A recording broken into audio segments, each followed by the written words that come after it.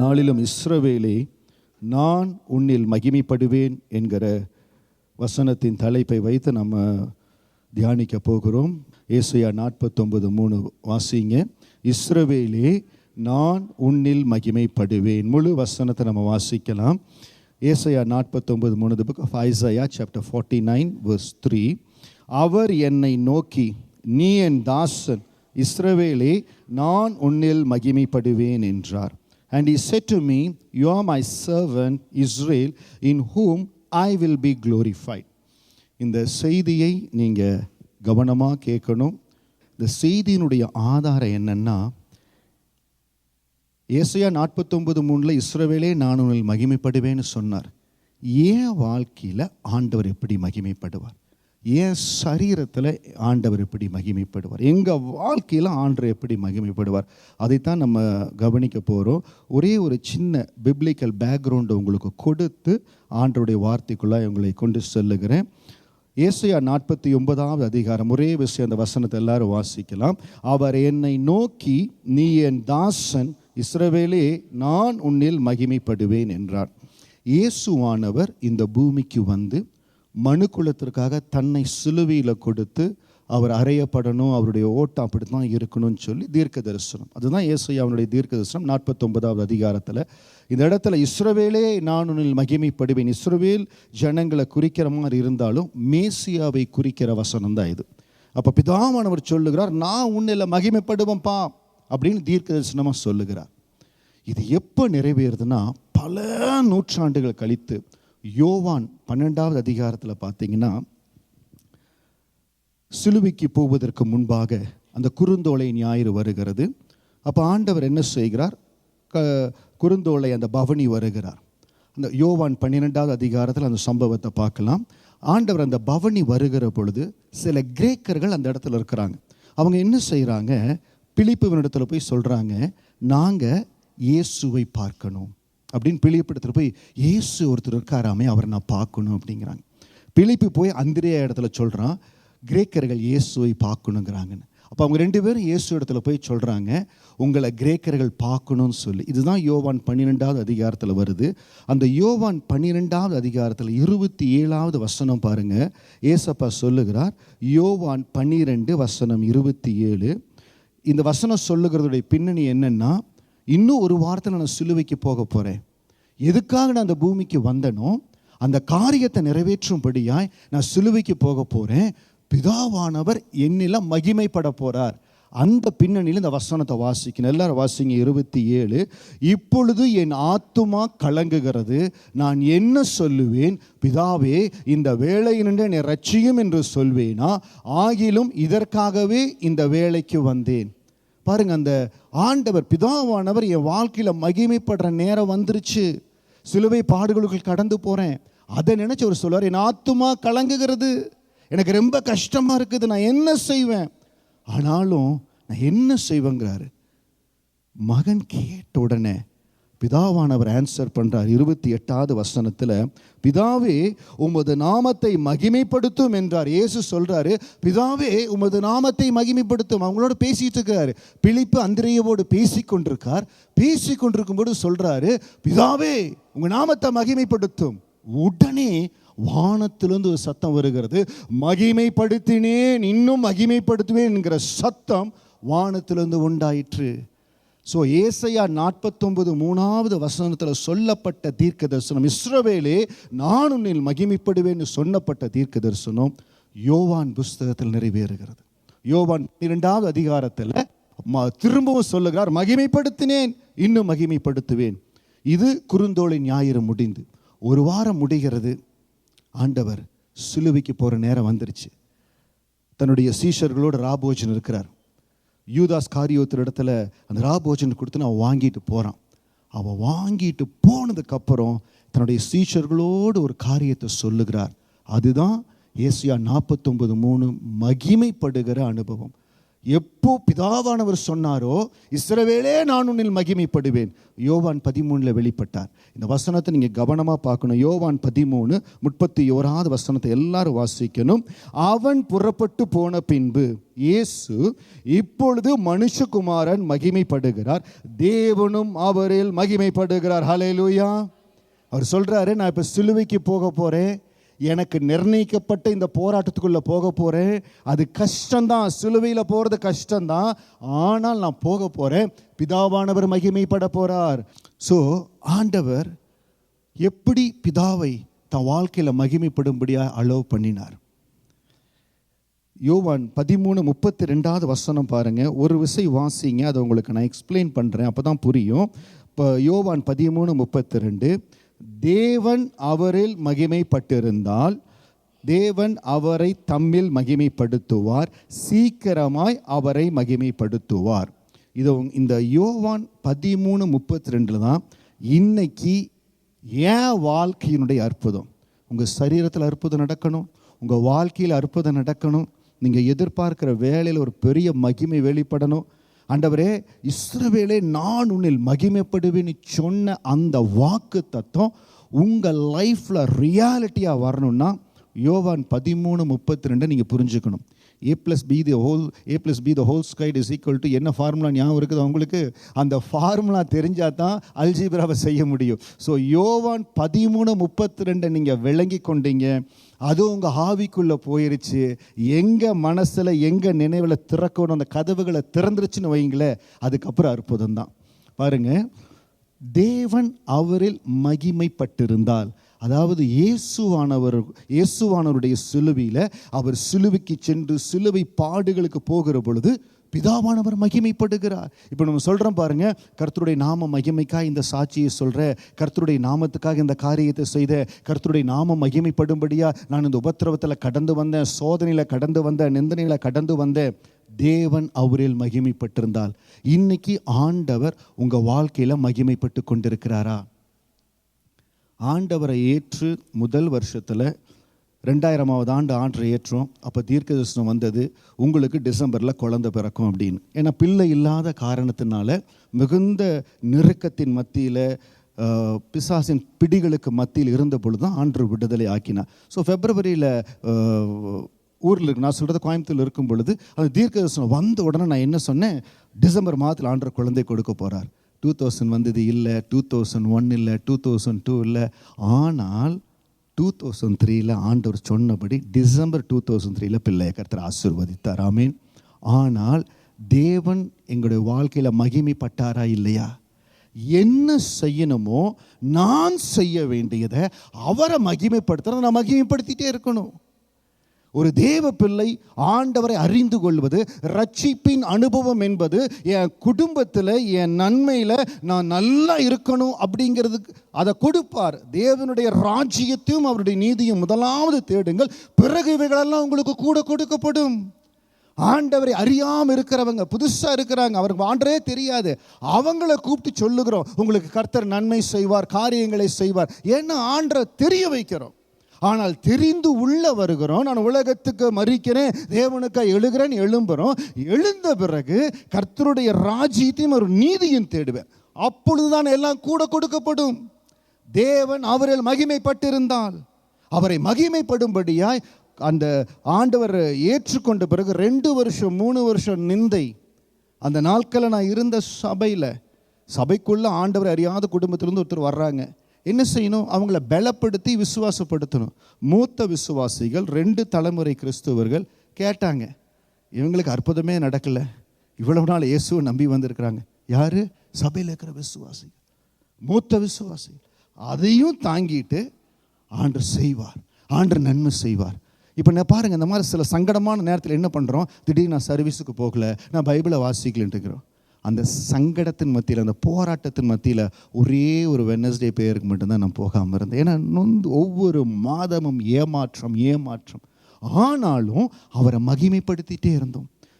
இயேசுவானவர் சிலுவையில் போகணும், நான் பிதாவானவர் மகிமைப்படணும். இன்னைக்கு நம்ம என்ன தெரியுங்க நினைக்கிறோம், நான் ஜெபம் பண்ணுறேன், ஆண்டவர் உடனே அற்புதத்தை பண்ணிடணும், அவர்னால பண்ண முடியும். He is ready to do. He has got all the power. He is a supernatural God. அப்புறம் ஏன் பாஸ்டர் ஆண்டவர் எங்களை சோதிக்கிறாரு? ஏதோ ஒன்று உங்கள் வாழ்க்கையில் மகிமைப்படணும்னு எதிர்பார்க்கிறாரம்மா. ஏதோ ஒன்று மகிமைப்படணும். தேவன் அவரில் மகிமைப்பட்டிருந்தால், அடுத்த வசனம் பாருங்க, தேவன் அவரை தம்மில் மகிமைப்படுத்துவார். தேவன் அவரில் மகிமைப்பட்டிருந்தால், என் வாழ்க்கையில் எல்லா நேரத்தில் கண்ணீரின் மத்தியில், போராட்டத்தின் மத்தியில், எனக்கு இழப்புக்கள் மத்தியில், அந்த மத்தியில் நான் ஆண்டவரை மகிமைப்படுத்திட்டே இருந்தேன்னா தேவன் அவரை தம்மில் மகிமைப்படுத்துவார். 3ஆம் நாள் அவரை உயிர்த்தெழச் செய்தார். 3ஆம் நாள் ஆண்டவரை உயிர்த்தெழச் செய்தார். பிதாவானவர் மகிமைப்பட்டார். பிதாவானவர் மகிமைப்பட்டார். 3வது காரியம், சீக்கிரமாய் அவரை மகிமைப்படுத்துவார். இதைத்தான் இயேசுவானவர் சீஷருக்கு சொல்றார். இந்த யோவான் 13:32 நீங்கள் உங்கள் ஆவிக்குள்ளே கொண்டு போயிட்டு வச்சுக்கிங்களேன். தேவன் அவரில் மகிமைப்பட்டிருந்தால் தேவன் அவரை தம்மில் மகிமைப்படுத்துவார். சீக்கிரமாய் அவரை மகிமைப்படுத்துவார். அந்த அவரைங்கிற இடத்துல உங்களை போட்டுக்கணும்.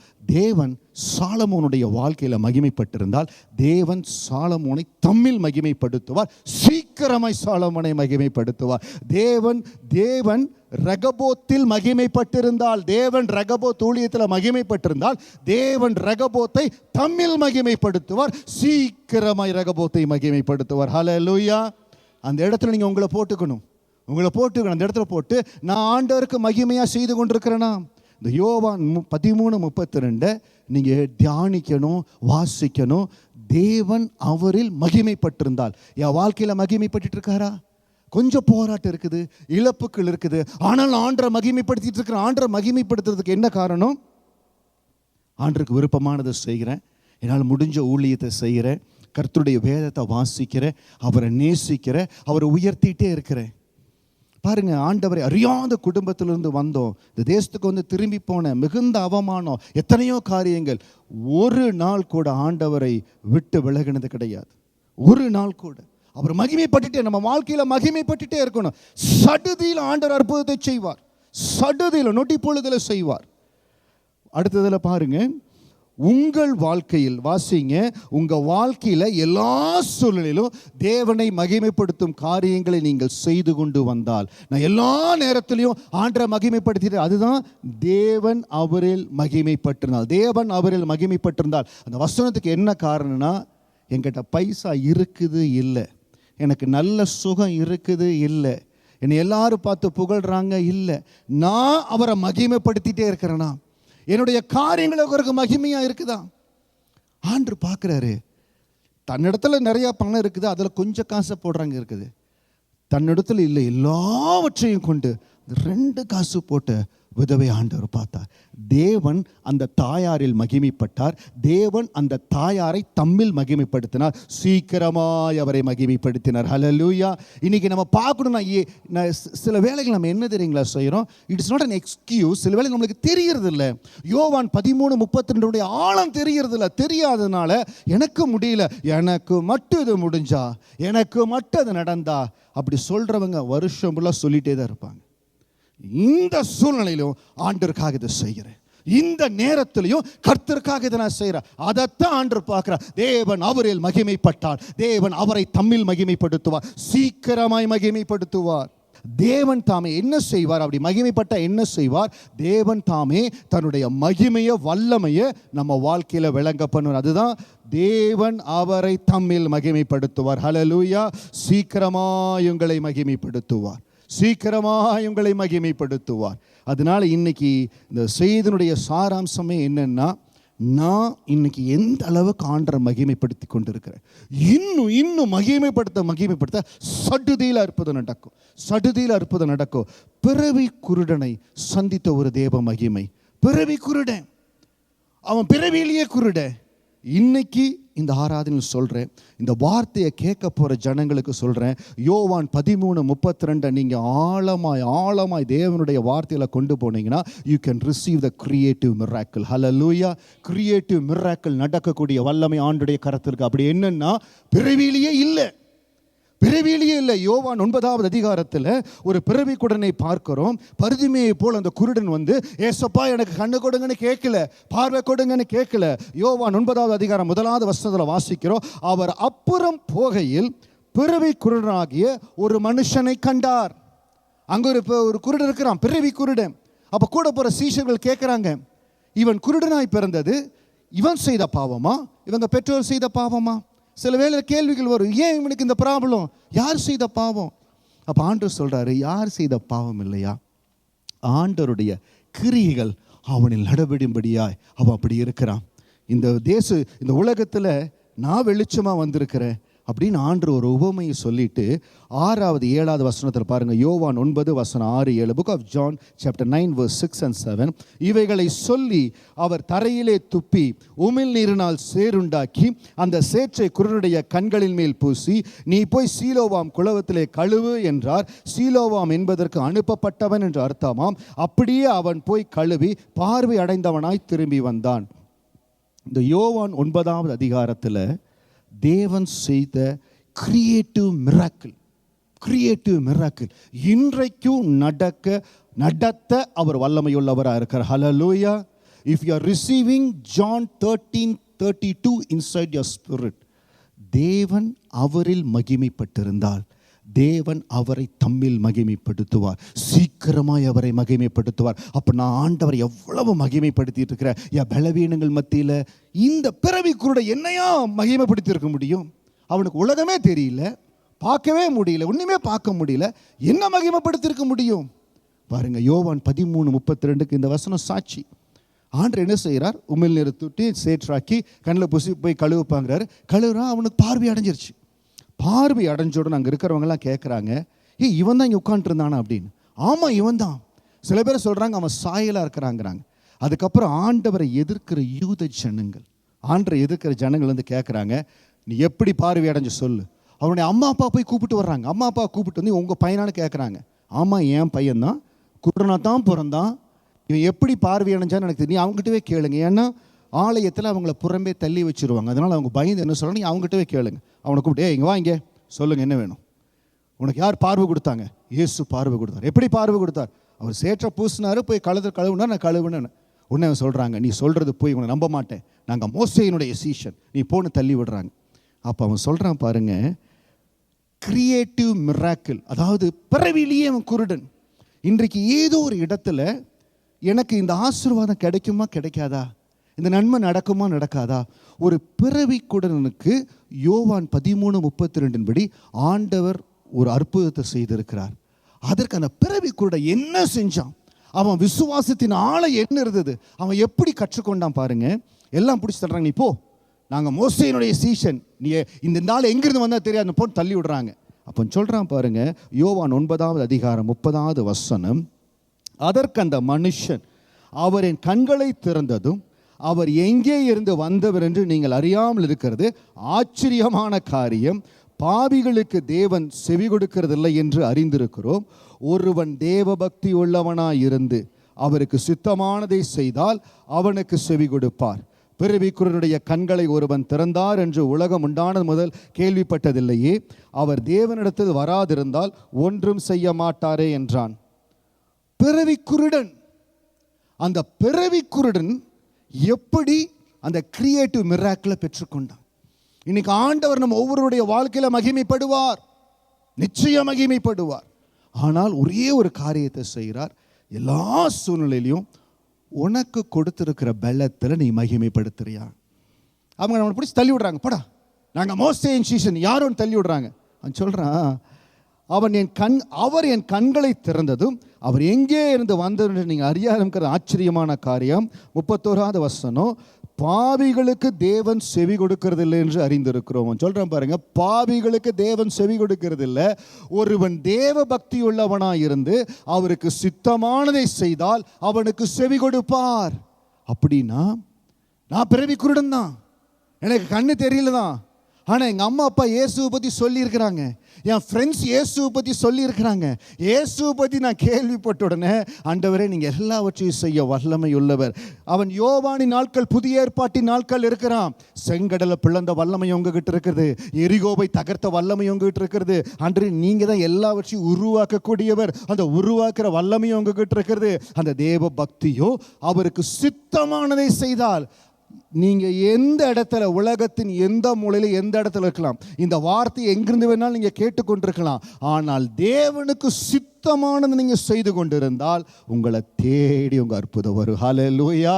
நான் செய்யற காரியம் தேவனுக்கு பிரியமா இருக்குதா, தேவனுக்கு சித்தமா இருக்கா? அவன் தேவ பக்தி உள்ளவனாய் இருந்து கர்த்தருக்கு சித்தமானது செய்தால் அவனுக்கு செவி கொடுப்பார். அந்த இடத்துல ஆண்டு கடந்து போகும் பொழுது முடிவு பண்ணிட்டாரு, அவன் பிறவி குருட, அவனை நான் குணமாக்க போகிறேன். இன்னைக்கு ஏன் கிரியேட்டிவ் மிராக்கிள்ஸ் நம்ம பாடியில் நடக்காது?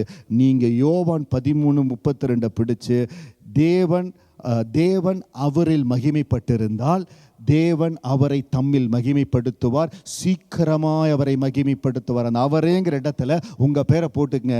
தேவன் சாலமோனில் மகிமைப்பட்டிருந்தால் தேவன் சாலமோனை தம்மில் மகிமைப்படுத்துவார், சீக்கிரமாய் சாலமோனை மகிமைப்படுத்துவார். தேவன் ரெகபோத்தில் மகிமைப்பட்டிருந்தால் என் வாழ்க்கையில மகிமைப்பட்டிருக்கார், மகிமைப்படுத்துவார்.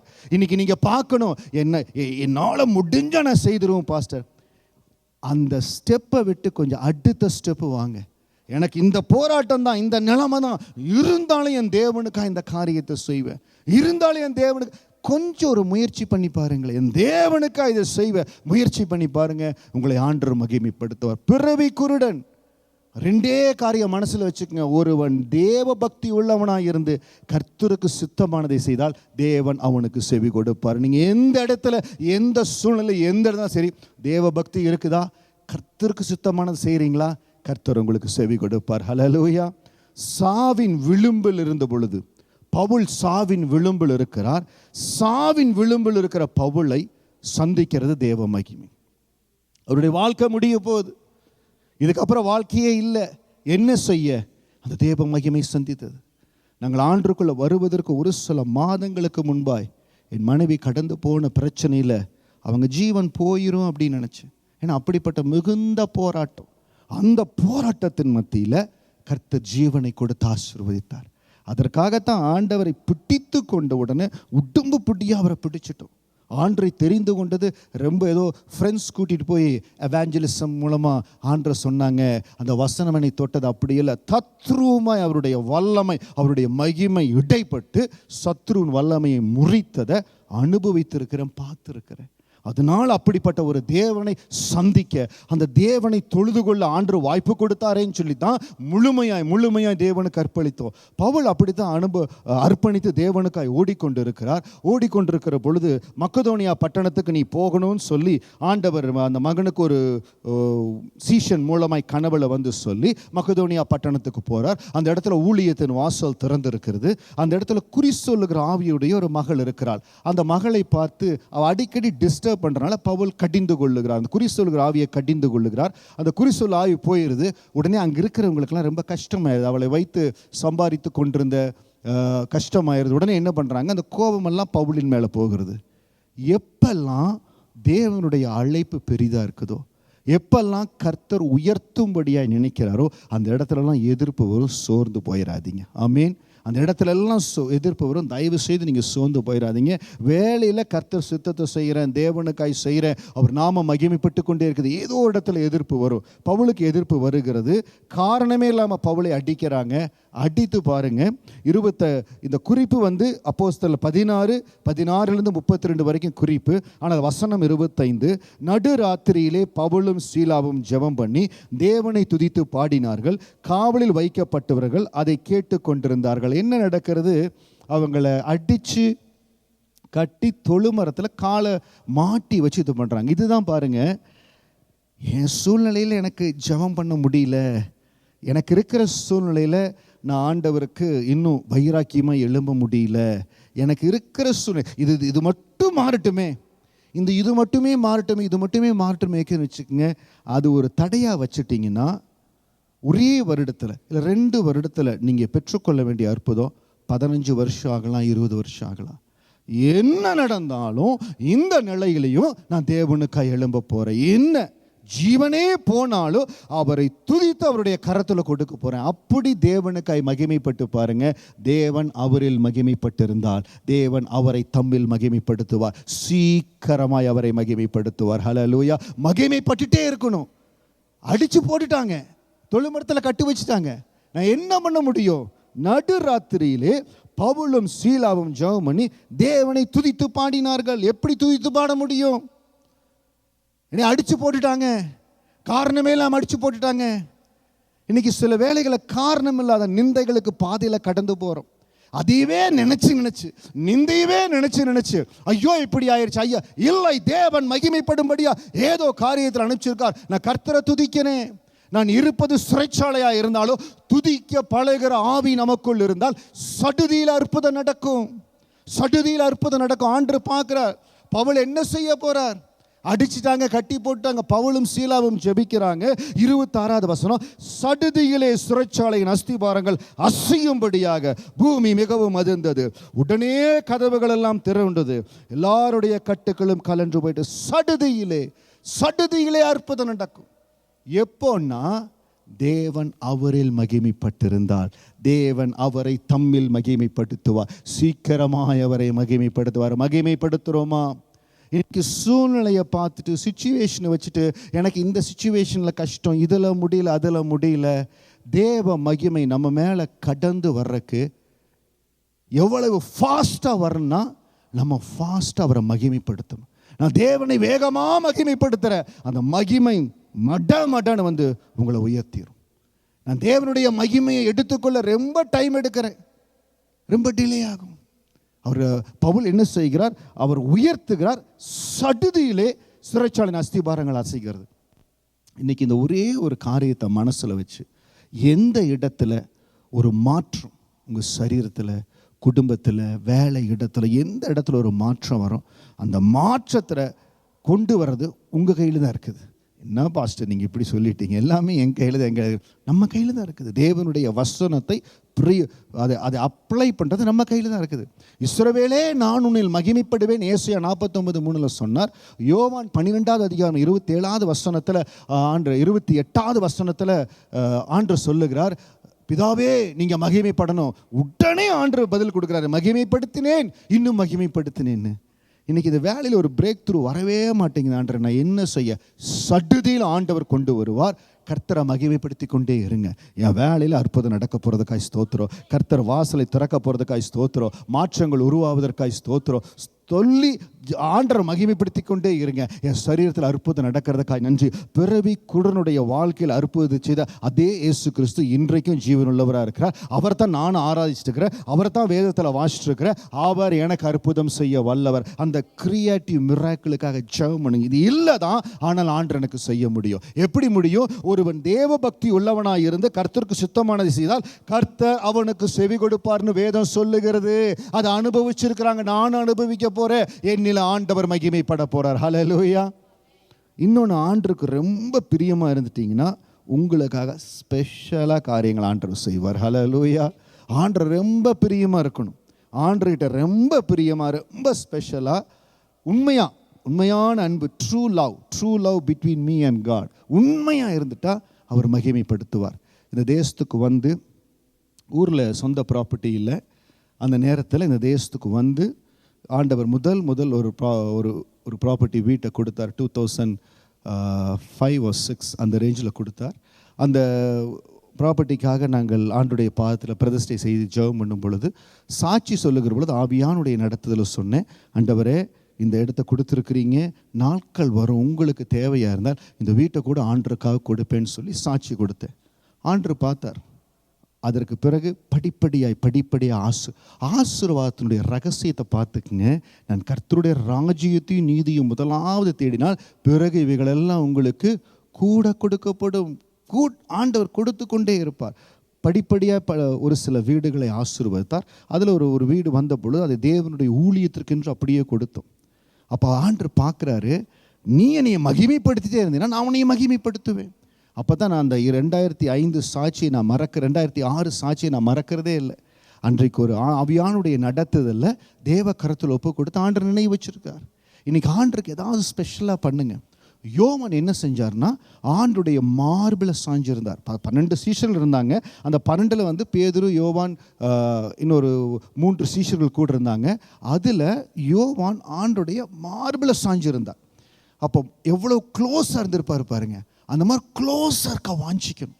அப்போ அந்த யோவானுக்கு ஆண்டவர் ஸ்பெஷலாக ஒரு காரியத்தை பண்ண யோசிச்சார். ஒவ்வொருவரும் ஒவ்வொரு விதத்தில் நொறுக்கப்பட்டாங்க.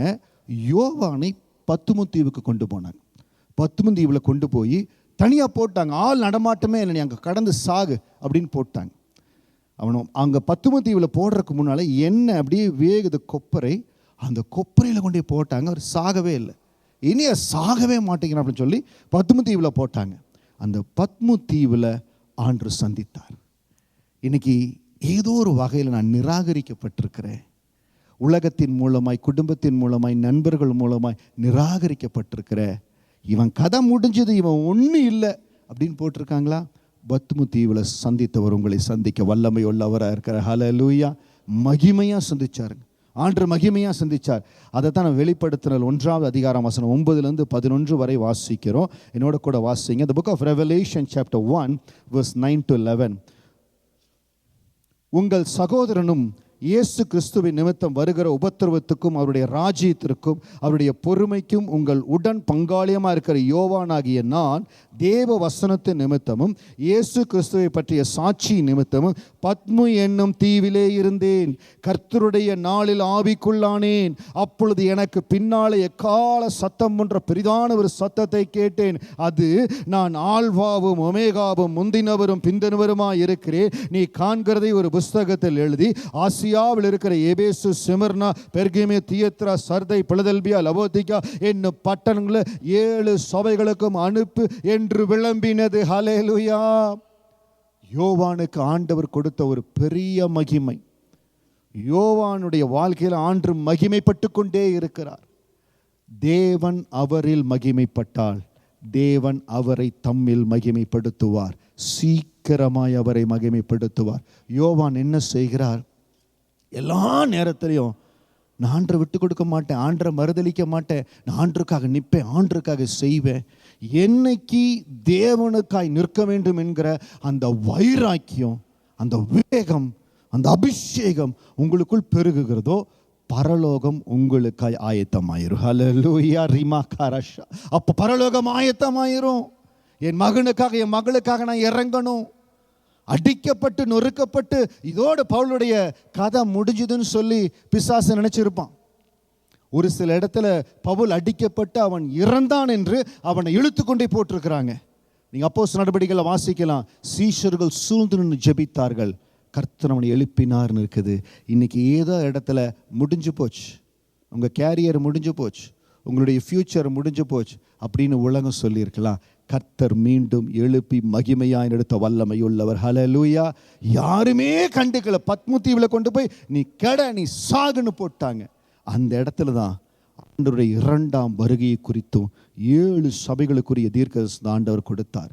நீங்கள் நல்லா ஞாபகம் வைக்கணும், நான் சாதாரணமான அல்ல, நான் விசேஷமானவன். வலது கருத்து இறுதி சொல்லுங்கள், நான் விசேஷமானவன், நான் விசேஷமானவன். I am very special, I am very special. இஸ்ரவேலே, நான் உன்னில் மகிமைப்படுவேன்னு சொன்னவர் இன்றைக்கு மகிமையாய் வெளிவருவார். நீங்கள் செய்ய வேண்டிய ஒரே காரியம், நீங்கள் என்ன ஆண்டருக்காய் செய்து கொண்டிருக்கிறீங்களோ, நீங்கள் எப்படி ஆண்டரை மகிமைப்படுத்தி கொண்டிருக்கிறீங்களோ அதை தொடர்ந்து செய்து கொண்டே இருங்க.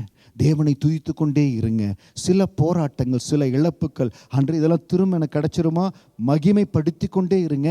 சடுதியில் ஆண்டவர் அற்புதத்தை செய்வார். ஹல்லேலூயா. எல்லாமே முடிஞ்சது, எல்லாமே கைவிட்டு போயிடுச்சு, இது திரும்ப வருமா, நான் கட்டப்படுவனா? அவருடைய மகிமை திரும்ப வந்து உங்களை கட்டு. ஹல்லேலூயா. Creative miracle. என் சரீரத்தில் இந்த அற்புதம் நடக்க சான்ஸ் இருக்கா பாஸ்டர்? யோவான் 9ஆம் அதிகாரம் 32வது வசனம் சொல்லுகிறது. யோவான் 9ஆவது அதிகாரம் 31வது வசனம் சொல்லுகிறது, ஒருவன் தேவ பக்தி உள்ளவனாய் இருந்து அவருக்கு சித்தமானதை செய்தால் அவனுக்கு செவி கொடுப்பார். பிறவி குருடன், அவர் நினைச்சா சடுதியில் அற்புதத்தை செய்வார். ஆண்டவரே, என்னுடைய இந்த காரியத்தில் நீங்கள் மகிமைப்படணும்ப்பா. ஹல்லேலூயா. இந்த காரியத்தில் நீங்கள் மகிமைப்படணும், என் வேலையில் மகிமைப்படணும், என் சரீரத்தில் மகிமைப்படணும். உங்கள் வாக்கு என்னில் நிறைவேறணும். அப்படி எழுந்திருந்து தேவ சமூகத்தில் உங்கள் கரத்தில் ஒப்பு கொடுக்கிற ஆண்டவரே, உங்கள் கரத்தில் ஒப்பு கொடுக்கிற ஆண்டவரே, ஆவியானவரே உங்கள் கரத்தில் ஒப்பு கொடுக்கிற தேவன் அவரில் மகிமைப்பட்டிருந்தால் தேவன் அவரை தம்மில் மகிமைப்படுத்துவார். சீக்கிரமாய் அவரை மகிமைப்படுத்துவார். இன்றைக்கு எந்த இடத்துல மாறுதல் வரணும், எந்த இடத்துல அற்புதம் நடக்கணும், ஆண்டவர் செய்வாருங்க. யோவானை போல கைவிடப்பட்டு இருக்கலாம், யாருமே பார்க்கல, யாருமே கண்டுக்கல. இந்த முடிவு எப்படி இருக்குதோன்னு யோசிக்கலாம். சில வேளைகள் நம்ம அப்படி கடந்து போற சூழ்நிலை உண்டு. ஆனால் ஆண்டவரை எல்லா நேரத்திலும் நான் மகிமைப்படுத்திட்டே இருப்பேன். யோவான் 13 என்னோட கூட சேர்ந்து சொல்லுங்க.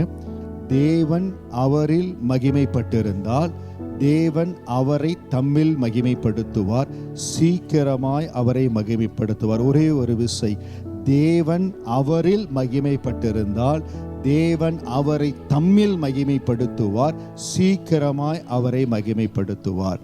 இந்த வசனத்தின்படி ஆண்டவர் இன்னைக்கு நமக்கு கொடுத்த வாக்கு, இஸ்ரவேலே நான் உன்னில் மகிமைப்படுவேன். இந்த வசனத்தையும் அந்த வசனத்தை என்னில் ஆண்டவர் மகிமைப்பட போற, அதற்கு நான் செய்ய வேண்டியது என்ன? அப்பாவை மகிமைப்படுத்தி கொண்டே இருக்க போறேன். ஒரே விஷயம், அப்படியே கண்களை மூடி தேவ சமூகத்தில் ஜெபிங்க. ஆண்டவரே, நான் உங்களை மகிமைப்படுத்த போறேன் சொல்லி ஜெபம் பண்ணுங்க. உங்களை மகிமைப்படுத்த போற ஆண்டவரை, மகிமைப்படுத்த போற ஆண்டவரை. ஒரு பிறவி குருடன் அப்பாவை மகிமைப்படுத்தி, அப்பா அந்த பிறவி குருடனை தேடி வரும்படியா, அவன் கண்ணில் அந்த சேற்றை பூசும்படியா சீலோவாம் குளத்துல போய் கழுவுங்கிறாரு. அவன் குளத்துல போய் கழுவுறான், அவன் பார்வை அடைறான். அவன் பிறவி குருடன். It is a creative miracle. ஆரம்பத்தில் இல்ல, பிறப்புல இல்ல, அப்பா அந்த அற்புதத்தை செய்யறாரு. நடு ராத்திரியில சிறைச்சாலையில் அடிக்கப்பட்டு ஜீவன் போற நிலைமையில் இருக்குது. சடுதியில பவுலுக்கு அற்புதம் நடக்கிறது. அவருடைய மார்பல சாய்ந்திருந்த யோவான் அவனை கொல்ல முயற்சி பண்றாங்க, கொல்லவே முடியல. பத்தும தீவுல போய் நீ செத்துருன்னு போடுறாங்க. அந்த இடத்துல ஆண்டவர் மகிமைப்படுகிறார். யோவானை பார்த்தார். யோவான், நான் கூட ஊர்ல உன் கூட இருந்த பொழுது மட்டும் இருந்தலப்பா, நீ இப்பவே நான் மகிமைப்படுத்தி கொண்டே இருக்கிற. வாழ்வானாலும் சால்வானாலும் என்ன நிலைமையானாலும் நீ என்ன மகிமைப்படுத்தி கொண்டே இருக்கிறப்பா. அதற்காக உன் மேல பிரியமா இருக்கிற. அப்பா நம்மளை பார்த்து சொல்லணும், உன்னை ஆசீர்வதித்தாலும் ஆசீர்வதிக்காவிட்டாலும் எந்த சூழ்நிலை கடந்து போனாலும் நீ மகிமைப்படுத்தி கொண்டே இருக்கிறியே, மகிமைப்படுத்தி கொண்டே இருக்கிறே. தேவன் அவரில் மகிமைப்பட்டிருந்தால் தேவன் அவரை தம்மில் மகிமைப்படுத்துவார், சீக்கிரமாய் மகிமைப்படுத்துவார். சொல்லுங்க, என் வாழ்க்கையில் ஆண்டவர் மகிமைப்பட போற, என்னால முடிஞ்ச அளவுக்கு என் ஆண்டவர் மகிமைப்படுத்த போற, கர்த்தரை உயர்த்த போற, தேவனை மகிமைப்படுத்த போற. அப்பாவுக்கு நன்றி செலுத்தி உங்களை உயர்த்துகிற உங்களை மகிமைப்படுத்தும் ஆண்டவர். எனக்கு கொடுத்திருக்கிற தாளந்திர உங்களை மகிமைப்படுத்துவேன், எங்களுக்கு கொடுத்திருக்கிற பெலத்தில் உங்களை மகிமைப்படுத்துவேன். அப்பா, உங்களுக்கு ஸ்தோத்திரம். இந்த ஊழியத்துல ஆண்டவர் மகிமையான காரியங்களை செய்ய போறார். நம்ம மத்தியில் இருக்கிற ஒரு தாயார், அவங்க எவ்வளவோ இதுல எக்ஸ்கியூஸ் கொடுத்து எனக்கு இவ்வளவுதான் முடியும் அவ்வளவுதான் முடியும் இருக்கலாம். ஆனால் அவர்கள் செய்கிற காரியங்களை பார்க்கிற பொழுது தேவனுக்காய் எனக்கு கொடுத்திருக்கிற பலத்துல, எனக்கு கொடுத்திருக்கிறதுல நான் செய்யணும் சொல்லி ஓடிக்கொண்டிருக்கிறாங்க. அப்படிப்பட்ட ஆவி உடையவர்களை கர்த்தர் இந்த ஆலயத்தில் எழுப்பி கொண்டிருக்கிறார். ஹல்லேலூயா. ஒவ்வொருவருக்குள்ளாய் அந்த ஆவி இறங்கும்படியா ஜெபிக்கிற, அந்த ஆவி பற்றி பிடிக்கும்படியா ஜெபிக்கிற. இந்த நாளிலிருந்து எக்ஸ்கியூஸ் கொடுக்காதபடி தேவனுக்காய் எழும்புவே, தேவனை மகிமைப்படுத்தி கொண்டே இருப்பே. சரீரம் பலவீனமா இருக்குது, பலவீனமா இருந்தா என்ன? கர்த்தரை மகிமைப்படுத்து. பவுலை காட்டிலுமா பலவீனம், பவுலை காட்டிலுமா நிந்தை, பவுலை காட்டிலுமா போராட்டம். அந்த போராட்டத்தின் மத்தியில பலப்படுத்தி கொண்டிருக்கிற அந்த ஆண்டவர் சடுதியில் அற்புதத்தை செய்தார். எனக்கும் ஆண்டவர் சடுதியில் அற்புதத்தை செய்வார், நிச்சயம் செய்வார். பிறவி குருடனை சந்தித்த அந்த மகிமை என்ன சந்திக்கும்? சிறைச்சாலையின் அஸ்திவாரங்களை அசைத்த அந்த தேவ மகிமை என்ன சந்திக்கும்? யோவானை சந்தித்த அந்த தேவ மகிமை என்ன சந்திக்கும்? நம்ம ஒவ்வொருவரையும் விசேஷமான மகனாய், விசேஷமான மகளாய் ஆண்டவர் மாற்றவர். எத்தனை பேர் சொல்றீங்க ஆமென்? தேவா, நான் எதினால் விசேஷித்தவன், ராஜா நான் அதை தினம் யோசிப்பவன். எதுனால்னா நீங்க என்னோட வர்றதுனால, என்னோட இருக்கிறதுனால. சொல்லுங்க, நீங்க என்னோட வர்றதுனால இன்றைக்கு இந்த இடத்துல இருந்து நீங்க கடந்து போகிற பொழுது பரிசுத்த ஆவியானவர் ஒரு புது பலன் உங்களுக்குள்ள வச்சிட்டாரு. You have been deposited with a new strength. ஒரு புது பலன். இந்த புது பலன் நீங்க வேதத்தை வாசிக்கிற பொழுது இதுவரை வாசித்தது போல அல்ல. இன்றைக்கு கடந்து போய் நீங்க வாசிக்க போறீங்க. இந்த வேத வசனத்தை நீங்க கேட்டுக்கொண்டிருந்த பொழுது உங்களை ஒரு புது பலனால, புது அபிஷேகத்தினால நிரம்பியிருக்கார். இந்த செப்டம்பர் மாதத்துல மகிமையான காரியங்கள் நடக்க போறதுக்காய் ஸ்தோத்திரம். ஹல்லேலூயா. எல்லாரும் இணைந்து சந்தோஷமா கரங்களை தட்டி இந்த பாடலை பாடுவோம். தேவா, நான் இதனால் விசேஷித்தவன், ராஜா அதை நான் யோசிப்பவன்.